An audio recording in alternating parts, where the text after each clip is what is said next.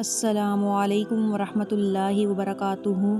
سیدنا کریم صلی اللہ تعالی علیہ وآلہ وسلم۔ مکاشفۃ القلوب ہم نے کتاب شروع کی تھی۔ آج انشاءاللہ تعالی باب نمبر 2 خوف الہی پڑھیں گے۔ اس سے پہلے اچھی اچھی نیتیں فرما لیجئے، سن کر عمل کرنے کی کوشش بھی کریں گے، دوسروں کو بھی اس کی ترغیب دلائیں گے اور ثواب کی نیت سے اس کو شیئر کریں گے، اور ویڈیو کو اینڈ تک دیکھیے، انشاءاللہ تعالیٰ آپ کو ضرور اس سے کچھ نہ کچھ سیکھنے کو ملے گا۔ آئیے شروع کرتے ہیں۔ خوف الہی۔ حضرت علامہ ابو اللیث رحمۃ اللہ علیہ کہتے ہیں کہ 7ویں آسمان پر اللہ کے ایسے فرشتے ہیں کہ انہیں اللہ تعالیٰ نے جب سے پیدا کیا ہے برابر سجدہ میں ہیں اور اللہ تعالیٰ کے عذاب سے انتہائی خوفزدہ ہیں۔ قیامت کے دن جب وہ سجدہ سے سر اٹھائیں گے تو کہیں گے، سبحانک ما عبدناک حق عبادتک، اے اللہ تو پاک ہے، ہم تیری کما حقہ عبادت نہیں کر سکے۔ فرمان الہی ہے، یخافون ربہم من فوقہم ویفعلون ما یؤمرون۔ وہ فرشتے اپنے رب سے ڈرتے ہیں اور جس چیز کا انہیں حکم دیا گیا ہے وہی کرتے ہیں، اور ایک لمحہ بھی میری نافرمانی میں نہیں گزارتے۔ رسول اکرم صلی اللہ تعالی علیہ وآلہ وسلم نے ارشاد فرمایا، اذا اقشعر جسد العبد من خشیۃ اللہ تعالی تحاتت عنہ ذنوبہ کما یتحات الشجرۃ ورقہا۔ جب کوئی بندہ خوف الہی سے کانپتا ہے تو اس کے گناہ اس کے بدن سے ایسے جھڑ جاتے ہیں جیسے درخت کو ہلانے سے اس کے پتے جھڑ جاتے ہیں۔ حکایت: ایک نوجوان ایک عورت کی محبت میں مبتلا ہو گیا۔ وہ عورت کسی قافلہ کے ساتھ باہر کے سفر پر روانہ ہو گئی۔ جوان کو جب معلوم ہوا تو وہ بھی قافلہ کے ساتھ چل پڑا۔ جب قافلہ جنگل میں پہنچا تو رات ہو گئی۔ رات کو انہوں نے وہیں پڑاؤ کیا۔ جب سب لوگ سو گئے تو وہ نوجوان چپکے سے اس عورت کے پاس پہنچا اور کہنے لگا، میں تجھ سے بے انتہا محبت کرتا ہوں، اس لیے میں قافلہ کے ساتھ آ رہا ہوں۔ عورت بولی، جا کر دیکھو کوئی جاگ تو نہیں رہا ہے۔ جوان نے فرط مسرت سے سارے قافلہ کا چکر لگایا اور واپس آ کر کہنے لگا کہ سب لوگ غافل پڑے سو رہے ہیں۔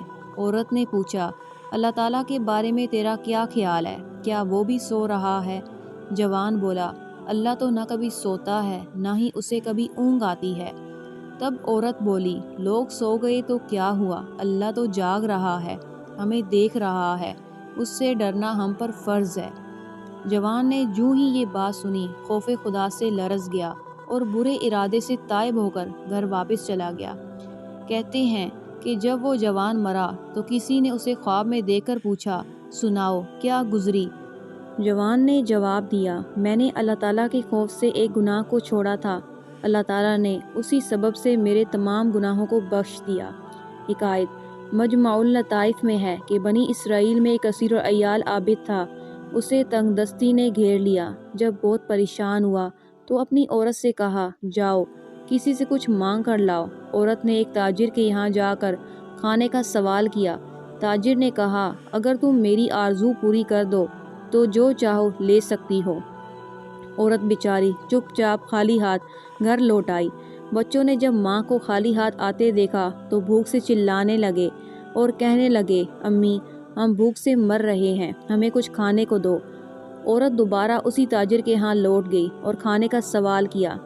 تاجر نے پھر وہی بات کی جو پہلے کہہ چکا تھا۔ عورت رضامند ہو گئی، مگر جب دونوں تخلیہ میں پہنچے تو عورت خوف سے کانپنے لگی۔ تاجر نے پوچھا، کس سے ڈرتی ہو؟ اس نے کہا، میں اس رب لم یزل کے خوف سے لرزاں ہوں جس نے ہمیں پیدا کیا۔